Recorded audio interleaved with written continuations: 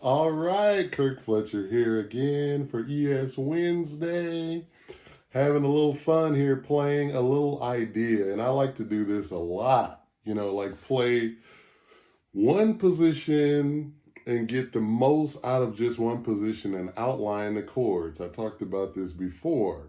You can take one little simple lick and do it a few different ways and get the most out of it and kind of continue on with the continuing a phrase or an idea, and kind of playing it and get the most out of it. So you won't have to think of immediately doing another phrase or another lick or whatever like that. You'll just play it slightly different. You'll outline the one chord.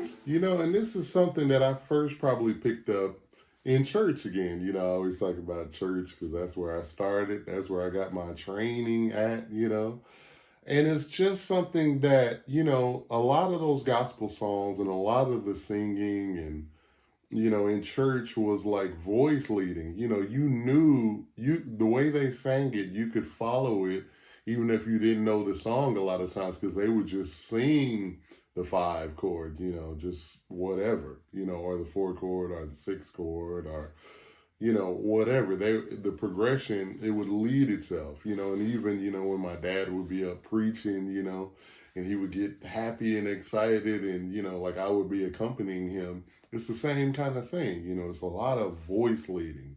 So they told me later that's what it's called.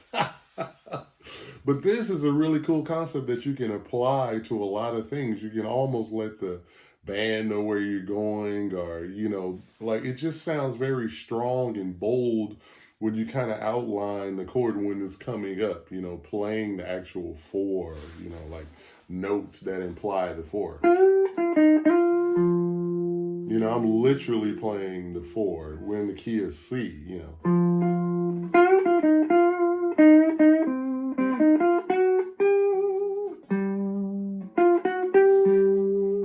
Literally playing, and it just sounds strong. It sounds like you know what you're doing in a way, And the more you can get a grasp on that, as well as playing with, like being very, what's the word? Being very bold with it, I guess, that's the word I'm coming up with today.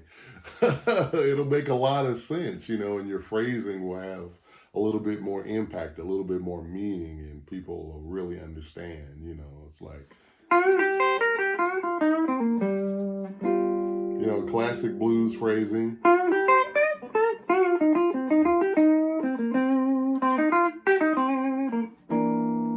You can find this in players like B.B. King, Buddy Guy, T-Bone Walker, Lonnie Johnson, and the list just goes on and on.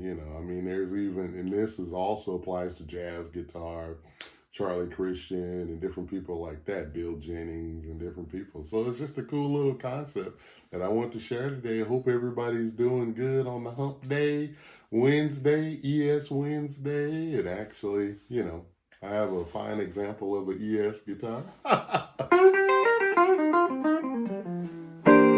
All right, hope everybody's doing good, and I'll see you real soon. Take care.